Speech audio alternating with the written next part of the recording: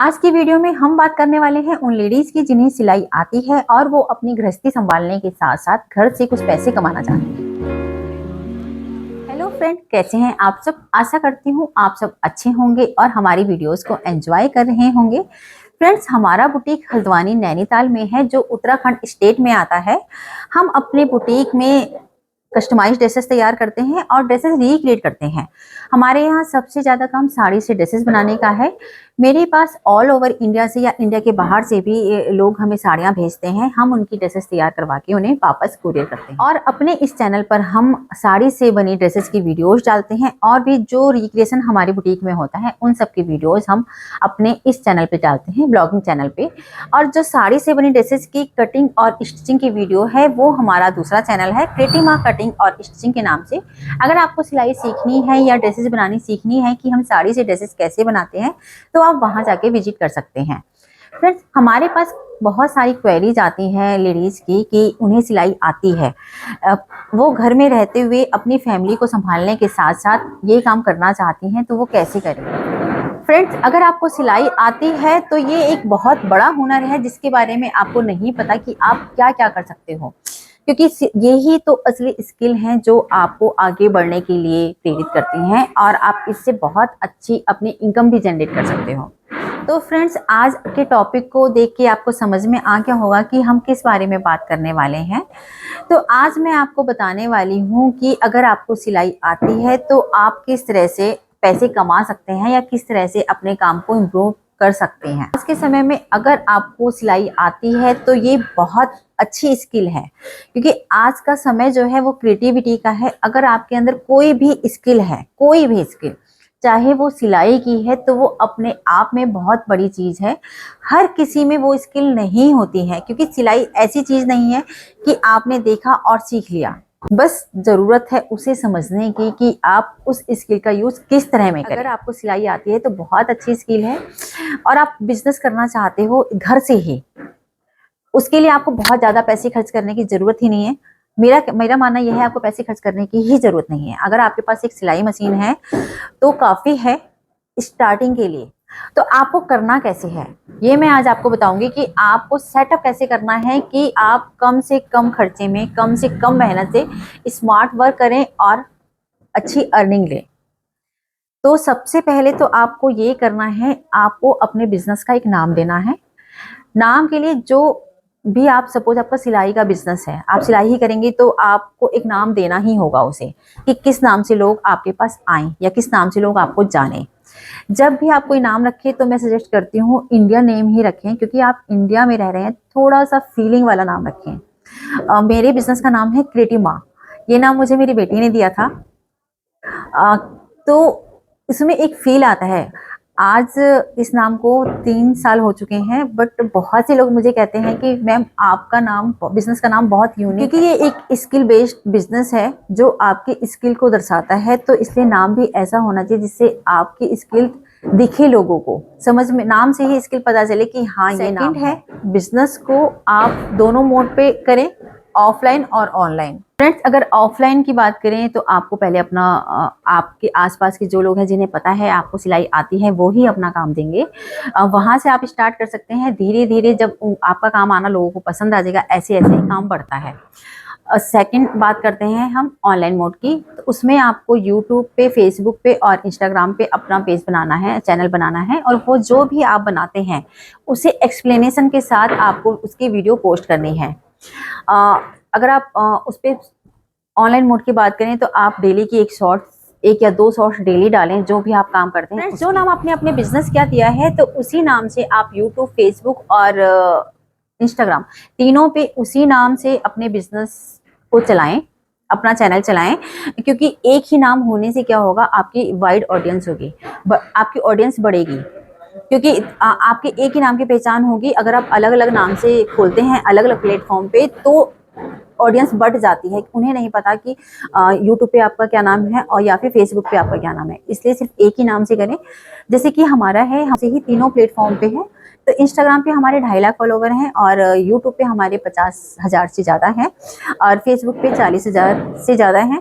तो सारा मिला के काफ़ी सारी ऑडियंस हमारे साथ हो जाती है।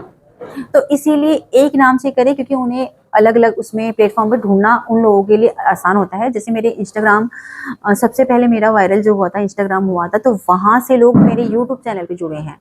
इंस्टाग्राम पे हम रील डालते हैं और यूट्यूब पे हम लॉन्ग वीडियोज डालते हैं। तो मेरे जितने सब्सक्राइबर हैं यूट्यूब पे, वो मेरे आधे से ज़्यादा इंस्टाग्राम के थ्रू आए हैं, बाकी यूट्यूब सर्च से आए हैं। तो ये एक बेनिफिट मिलता है हमें एक नाम का, उन्हें सर्च करने में ज़्यादा आसानी होती है। अगर आप हमारा यूट्यूब चैनल देखेंगे, उसमें सर्च देखेंगे तो हमारे सबसे ज़्यादा सर्चिंग जो मेरी होती है, मेरे नाम से सर्च किया जाता है। क्रिएटिव माँ फैशन बुटीक के नाम से सबसे ज़्यादा मेरा चैनल सर्च किया जाता है। इन दोनों कामों को मैनेज करने में थोड़ा सा वक्त लगता है, बट थोड़ा सा आप कंसंट्रेट करोगे तो आप उसके लिए आपको बहुत ज़्यादा काम की ज़रूरत नहीं है। अगर आप अकेले काम कर रहे हैं तो ऐसा नहीं है कि आप के पास बहुत सारा काम है, क्योंकि जो सोशल मीडिया है, जो ऑनलाइन मोड है, अगर आपका इसमें सक्सेस हो जाती है तो उसके लिए ज़रूरी नहीं होता कि आप के पास काम आए, आप सिलो, दिन में आप 10 कपड़े बनाओ तब आप ज़्यादा पैसे कमाओगे। बट यूट्यूब और ये चीज़ अपने आप ही अर्निंग अच्छी देते हैं। अगर आपकी वीडियो वायरल होती है या लोगों को आपका काम पसंद आता है, आपके वीडियोस देखते हैं, आपकी वीडियो से वो लोग सीखते हैं, तो आपको वहाँ से भी अपनी अर्निंग हो सकती है। फ्रेंड्स, नेक्स्ट स्टेप है कि हम काम को मैनेज कैसे करें। जब हम घर में रहते हैं तो घर की भी पूरी जिम्मेदारियां होती हैं, खाना बनाने से लेकर सारी।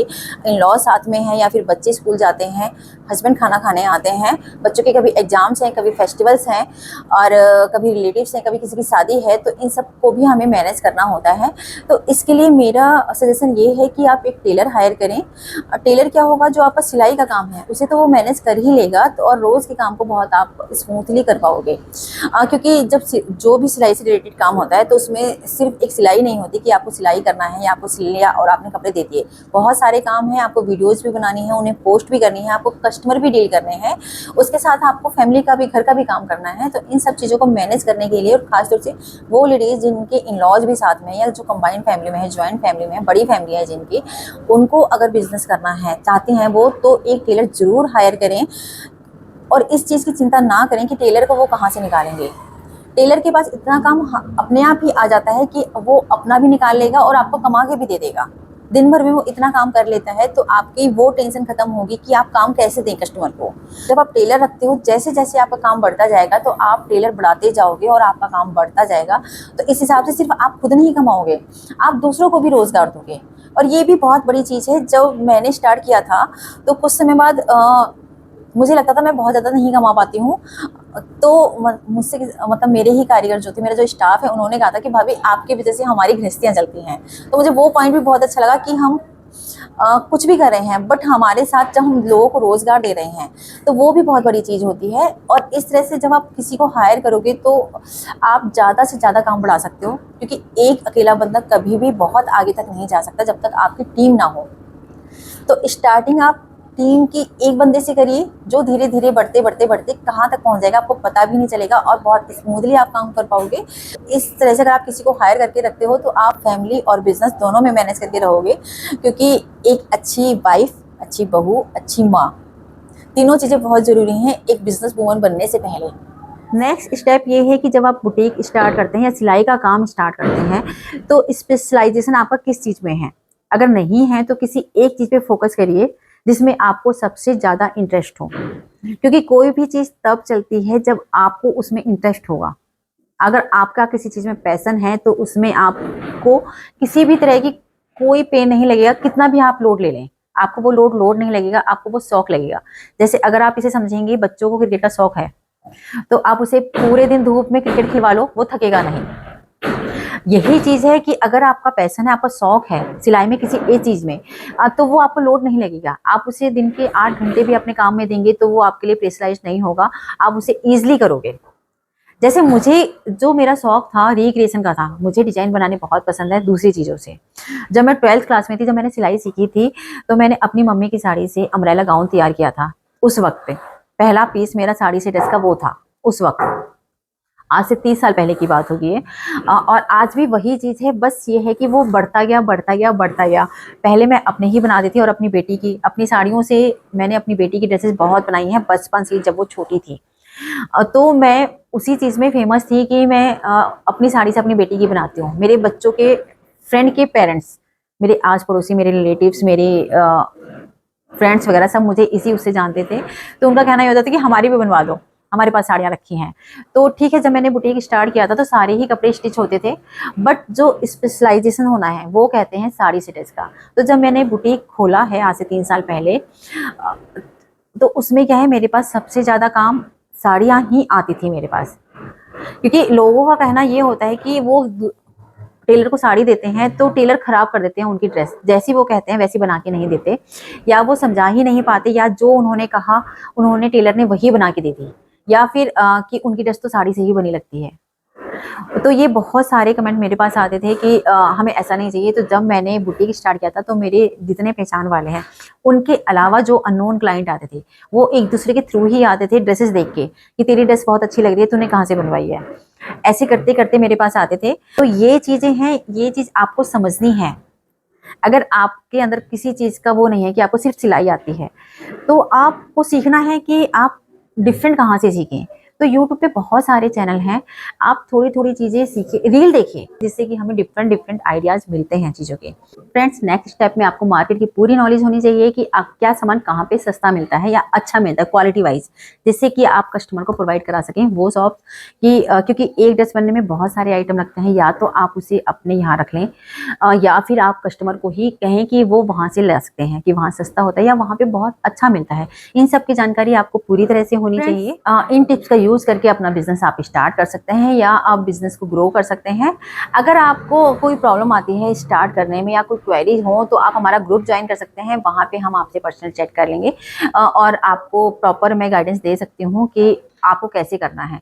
अगर आपको यूट्यूब चैनल खोलना है या इंस्टाग्राम इससे रिलेट करते हुए कोई प्रॉब्लम आ रही है, तो मेरी बेटी की सैटरडे संडे की छुट्टी होती है, क्योंकि मेरा इंस्टाग्राम और यूट्यूब चैनल उसने ही बनाया था और उसी ने स्टार्ट किया, चलाया भी उसी ने है। तो वो आपको हिंट दे देगी कि आपको वो कैसे मैनेज करने हैं। तो आप उसके लिए हमारा ग्रुप ज्वाइन कीजिएगा, वहाँ पे हम आपको सारी डिटेल्स दे देंगे। तो मिलते हैं नए वीडियो में। Thank you.